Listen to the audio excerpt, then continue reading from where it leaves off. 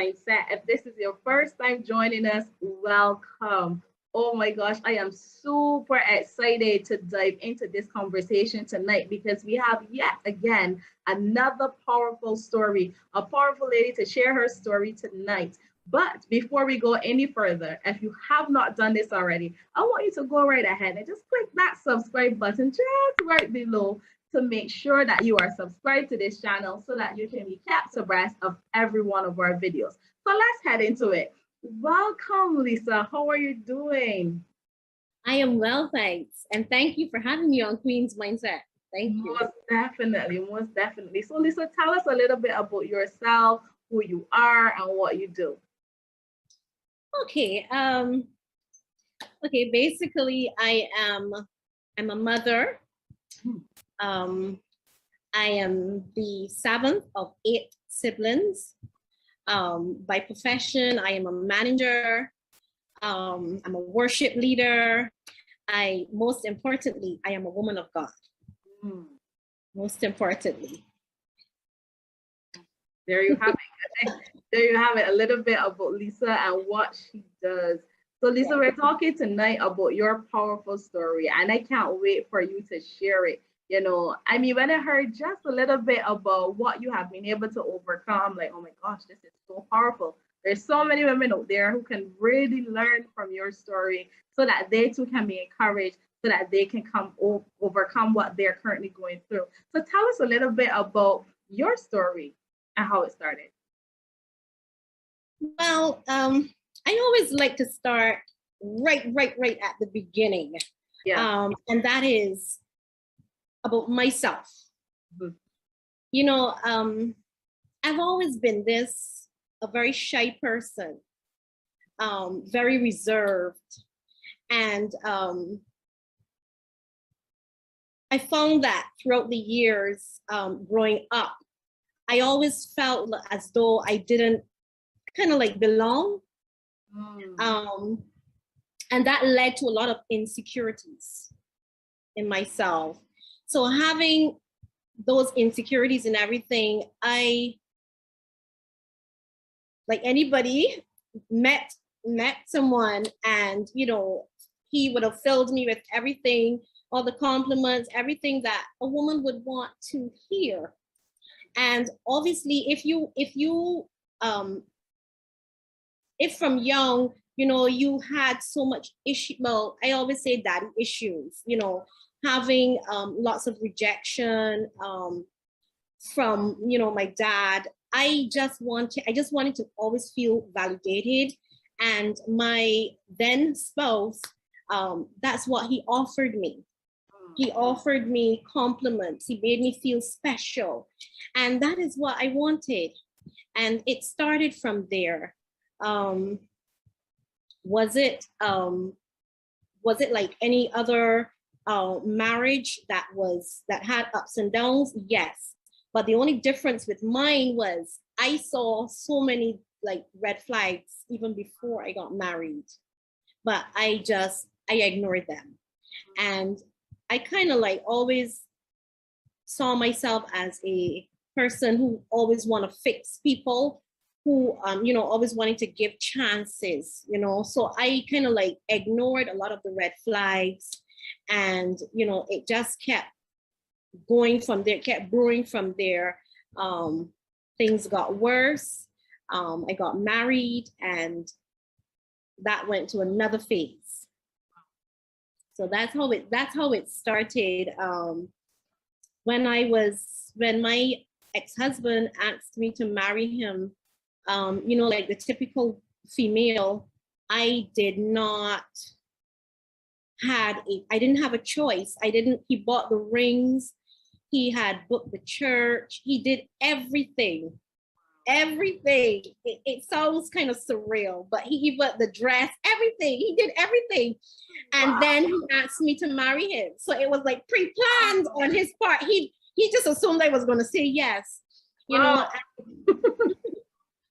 is one of the weirdest things that when I think back, it's the weirdest thing that I've ever kind of like heard. But yes, he did everything. And, there and then I was like, oh, this man is paying me. Ooh, he is something else. He real proactive. He paid me this kind of attention. He know what kind of ring I like and everything. Even though to the back of my mind, there was something wrong. Yes. Who does that? Yeah, who does? Yeah. Who does that? You know, and again, me having my little daddy issues, having my insecurity as a young woman, you know, I was 26 years old, and you know, I just basically I went with it. You know, and we got married. Another All right, so okay, basically we got married. I got married at 26 years old, going 27, and basically I had no choice in anything. You know, the rings were bought. I had, before I even said yes, you know, the church was booked, the dress and everything. It was like everything was just basically pre-planned. I really had no say. How did he know that you would want that particular dress? Did you ever tell him? Exactly. But I think he knew my personality. I think he knew me, like he knew me well. Okay. I would say that. So I think basically he knew me well. I think he studied me well. So he knew how I like to dress. He knew my size. He knew everything because we were dating a little over a year before he asked me to marry him. So he knew me, you know, and it went from there. Wow. One of the red flags. Yes. Wow. Okay, so now you got married because he already proposed and you said yes. Everything was already set up and paid for. And so now you got married and everything. And then what happened during your marriage that changed for you or made you go like, ooh, okay, maybe I made the wrong decision here? Okay, he was like super jealous, very very insecure, and he didn't like me to have friends. He didn't like me around people. You know, he would always tell me something about my friends. He would always, like, you know, have something negative to say, kind of like he basically played a lot of mind games with me. And when but also before that, there were a lot of subtle signs, like in the jealousy stages, like he would just like embarrass me in front of a lot of people when we were out. Like I would always recall this. There was this one time we were out, and my mind kind of drifted a bit, and I was thinking of one of my siblings. And you know, sometimes you just go into that little daydream, like, yeah. And he had stepped away. When he came back, you know, this man just went off. He said I was there staring at another man. And yes, he said I was staring at another man. And, you know, he called me so much horrible names that night. He embarrassed me. He said to me, I remember he took me by the hand and he dragged me. He said, let's leave here now. What? Yes. He said, let's leave here now. You know, and I was just trying to explain to him. I said, but why are you behaving like this? You know, my thoughts just drifted. And we left. I got in the car and it just started from there. The belittling, the cursing. I mean, he was just, he was. So what was your response when he did that? I honestly, in my twisted thinking, I thought, this man is so jealous. That means he really loved me. You know, like he just does not want to see me with anybody. He doesn't even want to think that, you know, I could be thinking of another person. So for me, I just felt like, in my mind, I just thought to myself that this is a man that really, really loves me, you know, to the point where he is like so jealous. He can't bear to think of me, you know, even thinking about somebody else, or, you know, that's what I thought. But did you ever have that conversation with him to say, okay, you're embarrassing me. I don't feel comfortable when you treat me this way. Did you try to have a conversation with him, or was it like no way to really communicate that to him, or was he even willing to listen? A bit of everything that you just said. I would always communicate and tell him, why you have to be like this and everything. Yes, he didn't care to listen, but he was always, he was always just accusing. So there was no room for him to even think that I am telling the truth, because it was just always this constant accusations. I don't trust y'all women. He would always address me as you all women, So that in my head, I told myself, clearly this man has some serious issues. Yeah. He's been hurt in the past, and clearly, it looks as though I am the one who is feeling most of the brunt now. So let me see if I can fix it. Let me see if I can convince him that no, I'm not like that. So the more that I convinced him, to me, the worse, like it just got worse. It got worse.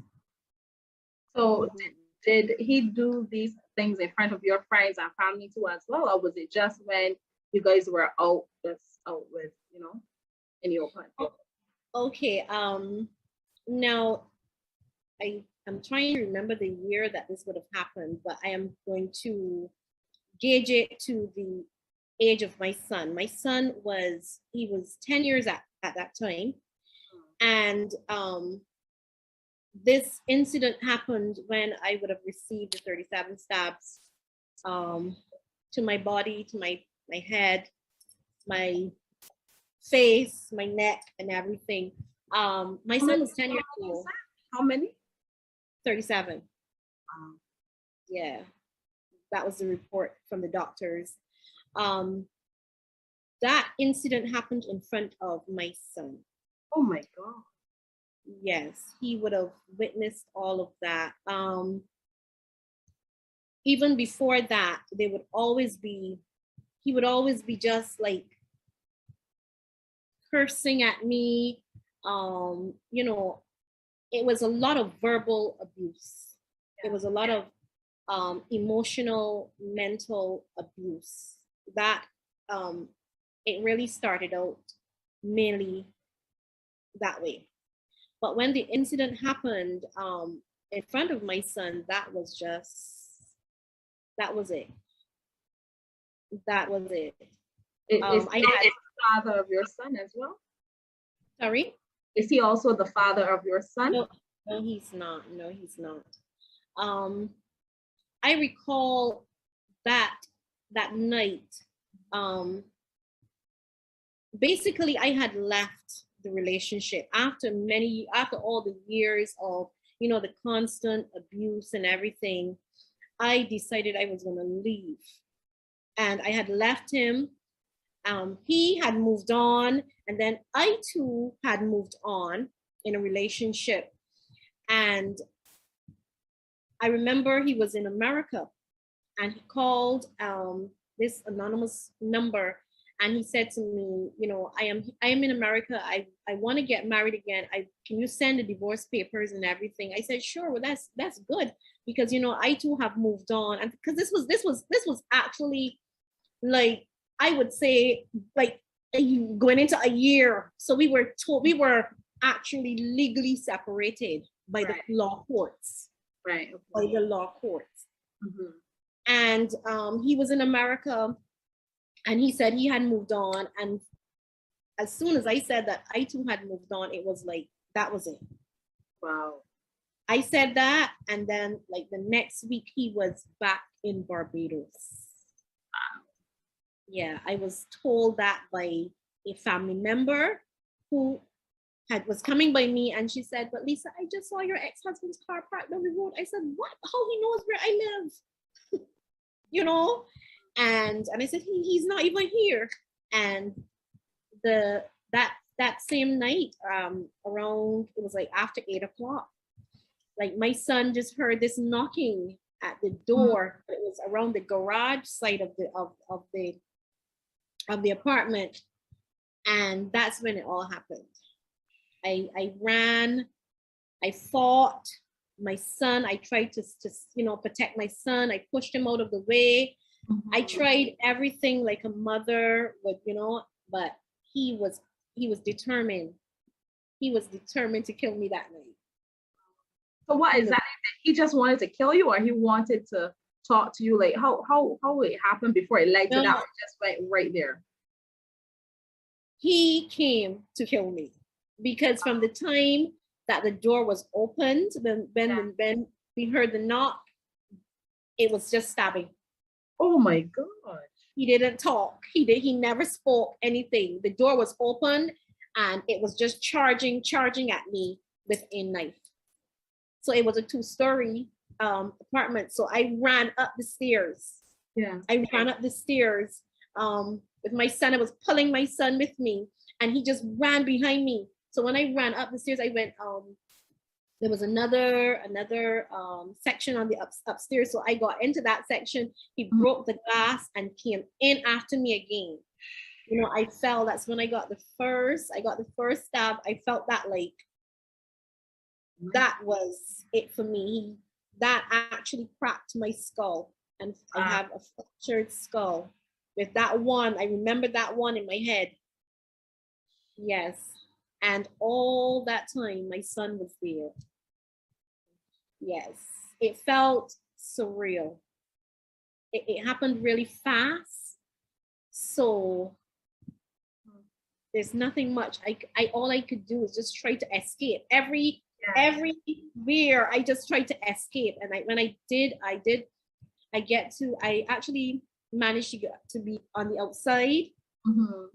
I got outside, and that's when he just pulled me to the ground as he was running behind me, and he just started. He was kneeling in my stomach, and he was just going wild. Wow. Were the neighbors home? Was anybody there to come and to try to pull him off you, or was everybody just scared? Yes, the neighbors, everyone. By that time, everyone was outside and everyone was watching. They were pleading with him, stop, don't kill her, stop. What are you doing? But he kept at it. He kept at it, and he was not even saying a word. He was silent. Yeah. So that was it for me. If reality didn't hit me back then, reality definitely had to hit me there. That this man was crazy. So how did they get him to stop? Did he even stop, or did the ambulance because you're here today to tell the story. So how were you able to get to the hospital from going through that? Well, he stopped because I called on the name of Jesus. I just started to scream the name of Jesus. And that is when I just happened to look up and I saw it was like if his hands was like tired. And I just saw he got up and he walked away like a zombie. That's what I could recall. But I called on the name of Jesus. I just was like, Jesus, Jesus. I was screaming it. And he stopped. And then the ambulance was called. And, it was a very traumatic time for me because obviously my son could not travel with me in the ambulance. And just as a mother, seeing the ambulance door close and your son is outside crying and watching. And I am thinking that, will I ever see my son again? Will he ever see me again? Wow. All I could do was, while I was in that ambulance, is start to pray. That's all I could have done was pray. I said, Lord, save me. Don't let me die. Wow. So I went to the hospital. That same night after he attacked me, he actually drank Bromoxone. He tried to kill himself. Yeah, so it would have been a double Yeah, Mm. a But double did he murder. die? Did he die? Oh no, he didn't die at all. He did not die. He drank the naloxone, and he was in the hospital for a period of time.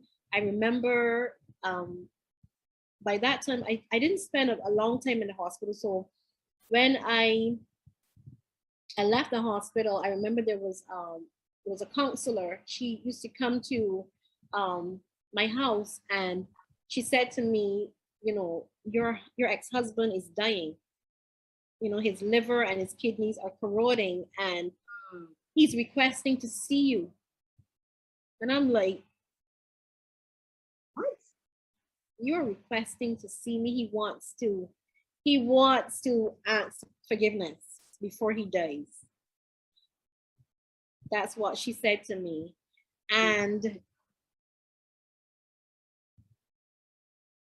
I remember going to my sister, and I told her, and I said, what should I do? Because believe it or not, even though he had done what he did to me, I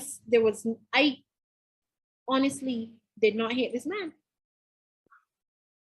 I actually like I felt for him, because I don't know how, but I did not hate him. So I was very tempted to go and look for him, but my sister said, no, you're not going. And that that part went on, that whole episode of me healing and everything. When I recovered completely, I went back to because I was staying by my sister after I came out of the hospital. I went back to where I was living, and you know, so much persons came. I used to go to a church, we both, and you know, his sisters, his family members, his mom, the pastor of the church came to me, and they were begging me. They said, you know, he's crying, he's asking forgiveness, and he wants to see you. What are you going to do? I said, but he tried to kill me. And they were like, yeah, but you know what the Bible says? To forgive. And honestly, I can say this, they applied so much pressure on me. Wow. And in my state of mind at that time, I was vulnerable. Mm-hmm. You would be. And I mean, a lot of people didn't understand it, because a lot of people didn't understand what was going on up here. Yeah. And I was just crying out for help, but nobody really saw. Yeah. And I listened to them, and I listened to what they were asking of me, and that is to go back with him. So I went back with him, and They asked you to go back with him, as in to go back into a relationship.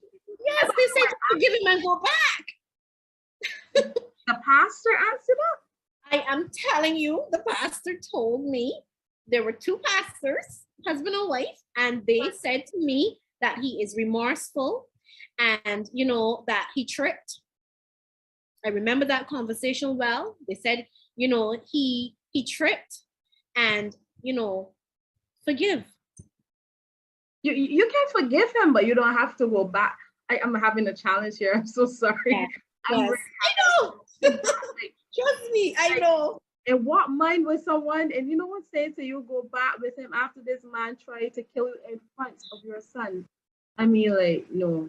You know how Yeah, traumatic that would be for your son? Wow. I'm telling you, it sure was. I think on their part, they were just thinking that, you know, he tried to commit suicide. So, you know, he's in this place where, you know, as they said, he tripped.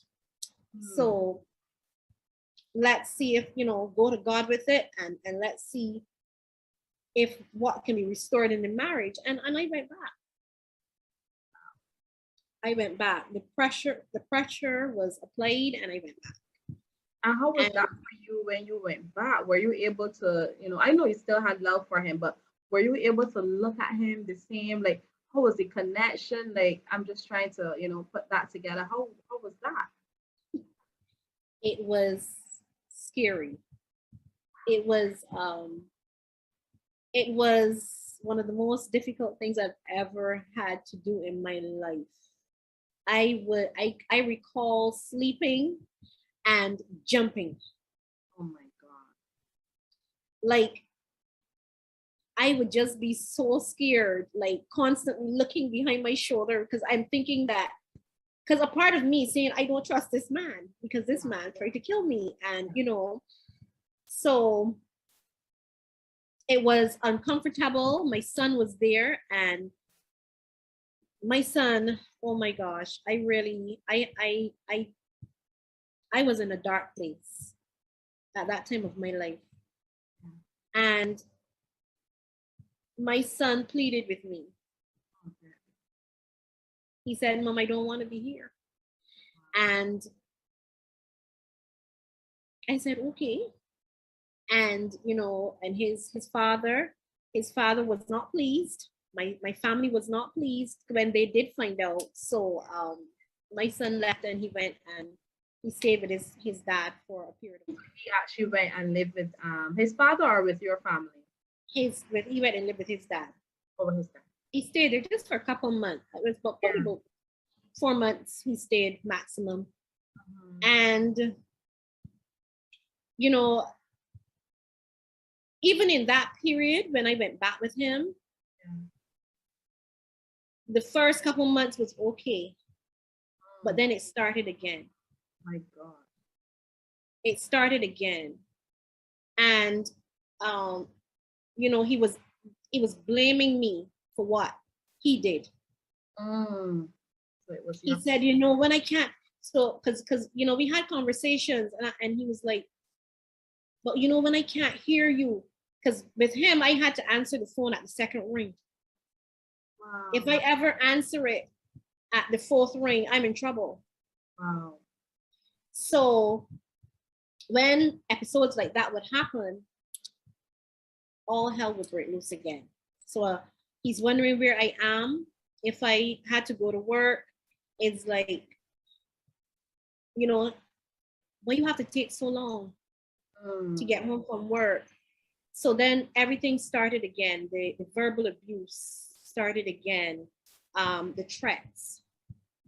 The last thing he said to me was, Lily should be growing on my grave right now. Oh.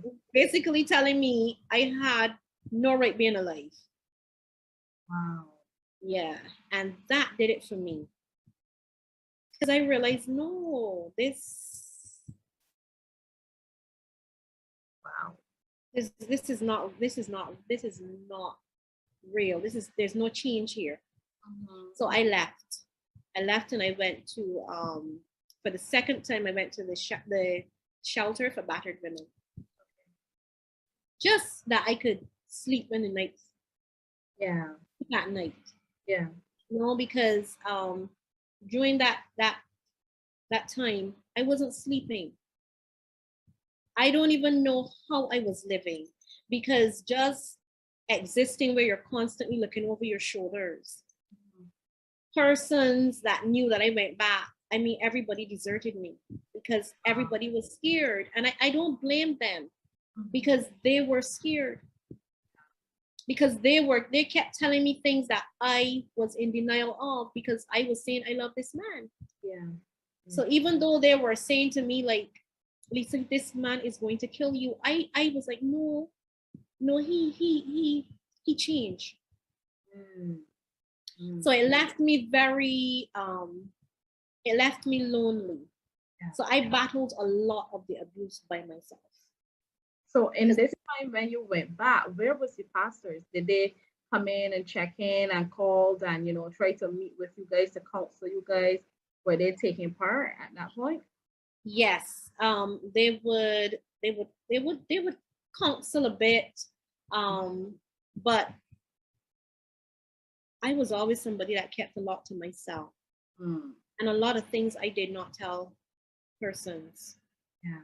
If they would ask, like, how is it going now? I would say it's okay. It's okay. It's a little better. But I never really disclosed everything. Yeah. Wow. So about your son, did you have to get counseling for him? Because I can only imagine how traumatized he was having to see his mother go through that, and then having to see that you guys are going back together. Did you seek counseling for him? No, I did not. He Wow. never received any counseling. How did he deal with that? Um, I think it affected him a lot. Yeah. It affected him a lot with his schooling. Mm. He then became very like codependent. Like it was like he didn't want to see me out of his sight. He became my protector at a very young age. Constantly, he constantly would reassure me, Mom, we're good, we're good. Mm. So I think what happened is that I didn't get the counseling for him or myself, but we became each other's counselors, Mm. which was a bit much for him. Yeah. It was too much. And I didn't realize it. It was too much. So when you left him and you went to the shelter, did you tell him you were leaving, or you just left and he just realized, "Wait, she's no longer here"? Oh, I left. That was my escape plan. Yeah, when he left, when I heard that car reversing, I ran. That's when I called. I Someone gave me the number Mm-hmm. to the shelter, and they sent a taxi. Okay, good. Yeah. So I left because that was not the first time for me at the shelter, Okay. right? So when they sent the taxi, I left and I just went. So when he came home, my phone was just going off because he was calling. Obviously, he knows I'm not there. He Yeah, sees yeah, that yeah. clothes are missing. So, Mhm. and one would think that at that time, you know, he would be a little like, I mean, concerned. He was just cursing and threatening me. He's gonna come to the shelter. Well, sorry, he's gonna come to wherever I was, Mhm. and what he's gonna do when he finds me and all of that. Wow. So did you call the police for him? But we had the incident where he would have stabbed you 37 times. Did you press charges at that point? Yes. Yes, he went to prison. Okay. When he came out, look, this story is just so it's worse than Lifetime because he was charged, but I dropped the case. Again, the pastors, everybody pressuring me. Yeah. Yeah, so I dropped the case with the assurity that he was gonna leave me alone. Mm. And he promised me in the court he's gonna leave me alone, and he realized what he has done, and he's a change. He had said, he realized what he had done, and you know he's a changed man and everything. Actually, he started to profess to be a preacher. He said, he's doing evangelism. Yeah, Wow. because actually he went to the psychiatric hospital also. Because once you try to commit suicide, your Yeah, yeah, assessment is usually there. yeah. So he turned into this evangelist until he came out. But yes, he did go to prison, and I dropped the case. Mhm. Yes. So did your pastors ever did deliverance for you? Because that was a major ordeal. I am sure you needed deliverance from that. Did they do deliverance for you? I never received anything like that. No. And so to this day, you have still never gone through deliverance? Of course, yes. Um, I am definitely not that Lisa anymore. Mm. I'm not. I've been through deliverance. I mean, first of all, I had to deal with myself first. Yeah. Because I had to face, my demons as to why what had even caused me to think that. I basically had to deal with myself. So I had to basically like do my self evaluation and ask myself, like, what would make you think that you can stay with someone who did not see any value in you? Yeah. So I had to start, one of the things that I went on a journey in, I had to revisit my past. Yeah. So I had to revisit the rejection that I received. And that, God opened my eyes right there, because that rejection was making me search for love. I was searching for love and acceptance at whatever cost. So when I went through my deliverance, and when I saw myself the way that God sees me, I see myself the way that God sees me now. But I didn't before. Honestly, I didn't. So this is such a powerful story.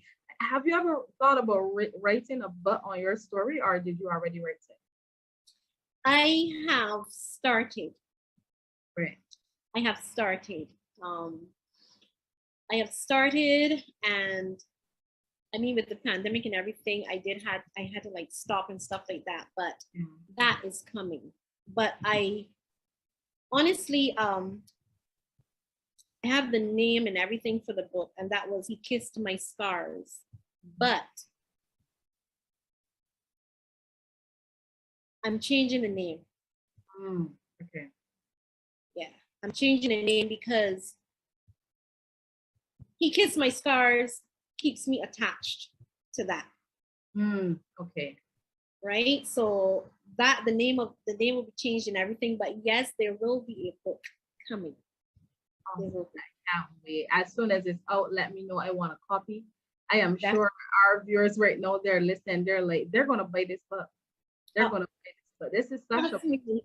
I have a lot of people that are waiting. People in the United States, in England. I have a lot of persons that they follow me. They listen to my blogs. They know my story, and they're waiting.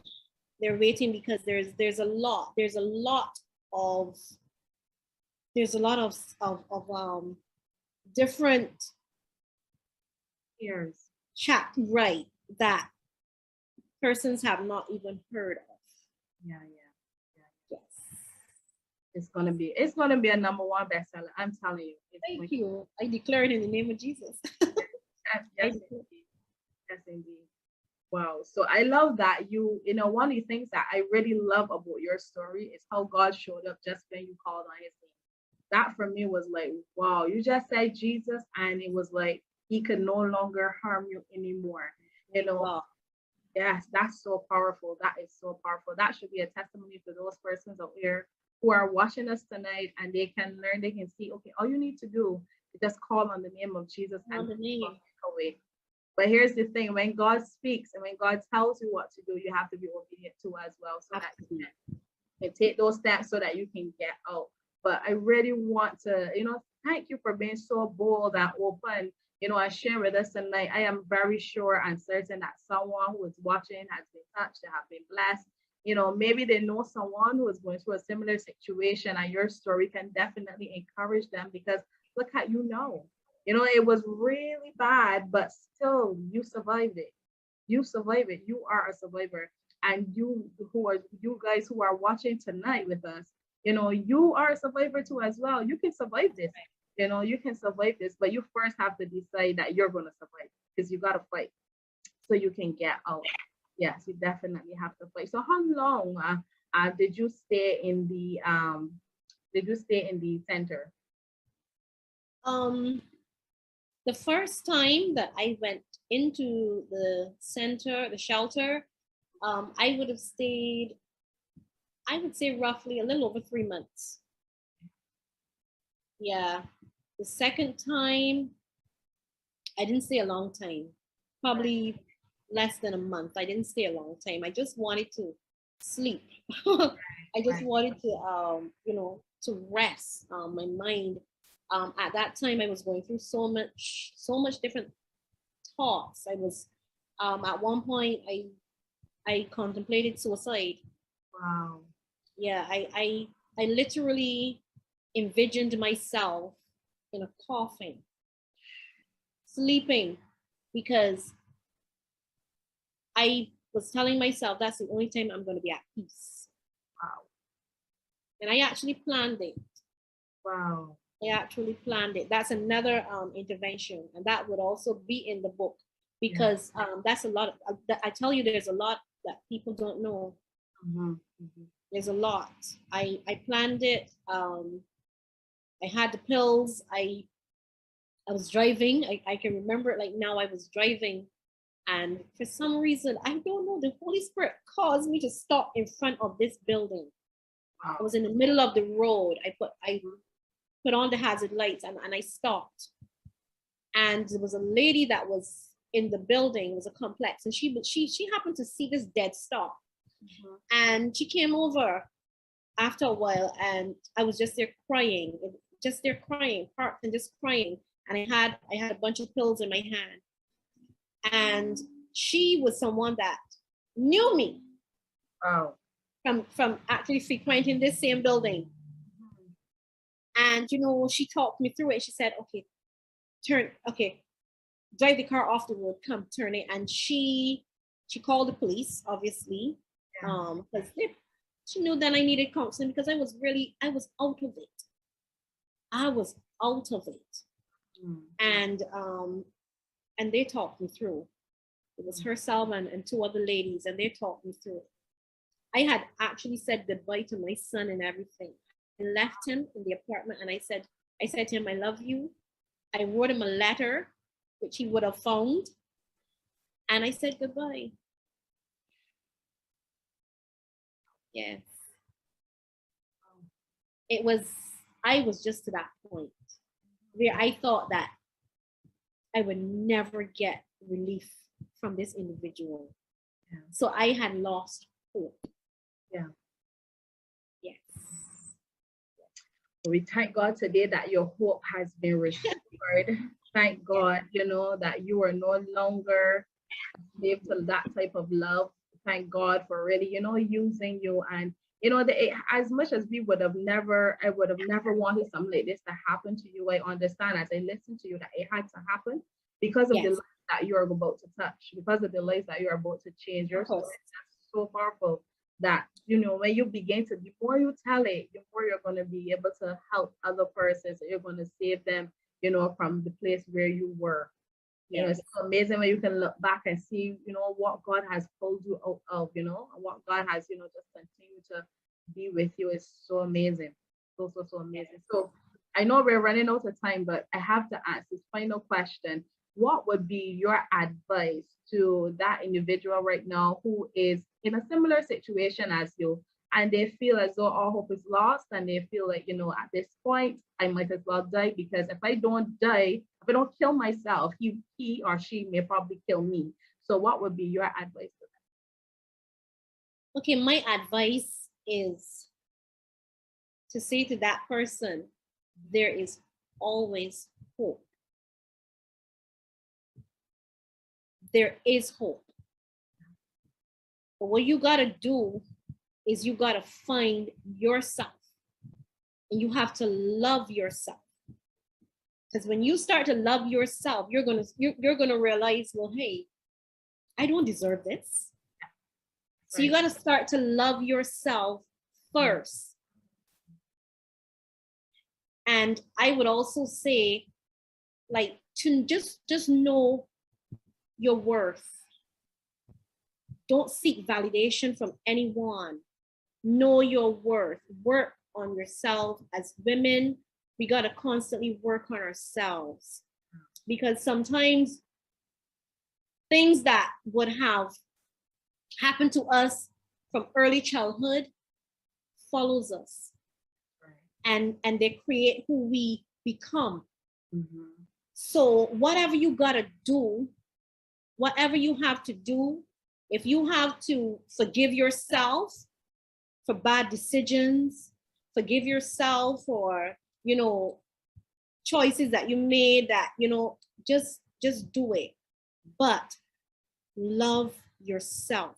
When you love yourself, you're going to treat yourself the way that you are supposed. You're going to understand how someone should treat you.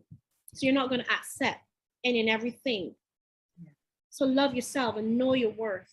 Know your worth.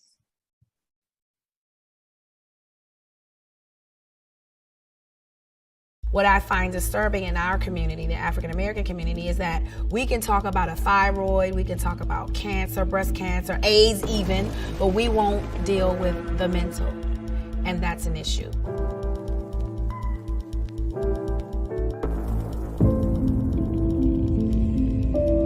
Sometimes you got to go back to the beginning. From Jamaica, Crop Scene Cooper Mays. We had a secret. We were having sex. I was active in the church. I was singing. I was dancing. I was doing the will of the Lord. But then I was committing fornication.